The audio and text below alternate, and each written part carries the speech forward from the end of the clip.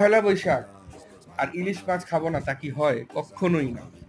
ইলিশ মাছগুলো সুন্দর করে কেটে এর উপর লবণ দেওয়া হচ্ছে, এই টুকরোগুলোর উপর আবার দেওয়া হবে হলুদ, তারপরে একসাথে মাখা হবে, দেন এগুলো চলে যাবে সরাসরি কড়াইয়ে, ডুবো তেলে কড়া হবে, ভাজা হবে, দেখতেই পাচ্ছেন ভাজা হচ্ছে, ভাজা প্রায় শেষের দিকে।